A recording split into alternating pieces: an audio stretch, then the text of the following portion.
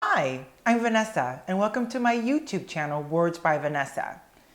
My topic today is, where do special needs people grow when they grow up? I have been obsessed with this for the last week. I've been doing quite a bit of research because I'm writing a paper for the country where I live on how to better utilize resources when it comes to special needs people, and what to do after the nutrition, after the special allocations that they receive in school, and utilizing behavior modification and implementing this in the environments where they are, where it's mainly at home and at school, and when they get older, if they're lucky, they're able to live an independent, happy life. And there's some people that can do that. And there's some people that can actually get a job and they work independently, and they have to deal with other social criticisms or stereotypes in the workforce and what have you in the world. But really, have you thought about, where do these people go? We all have a special uncle or an aunt or a cousin that we had when we were kids, and sometimes they were a little bit crazy at the table, or your parents are like, no, it's okay, they're just a little bit special, it's okay.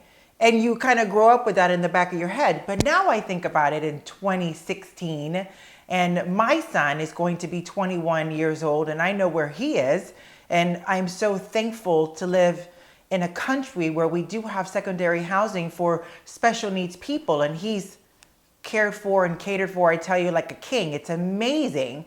However, what happens if you don't have the wherewithal to live in a country like I live in? What happens if, for example, when I used to live in the States, where would I have gone with my child? How would you deal with having a special needs person in your life when they're teenagers or when they're adults? How does that impact your social life?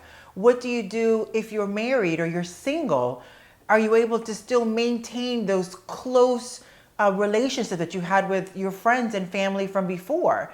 And I can tell you, as a person who experiences this every day, there is kind of a stigma that goes along to being a parent or being affiliated with someone who has special needs. And some people keep you kind of at arm's length when something terrible happens between your kid and their children, or an event happens in the grocery store, and you're filled with this guilt and, dare I say it, anger and sometimes resentment for an individual who has nothing to do with it, because they have no idea, they have no awareness about their own personal situation. And I do feel like a little bit like I'm ranting and raving here without any purpose, but there is purpose if you really listen.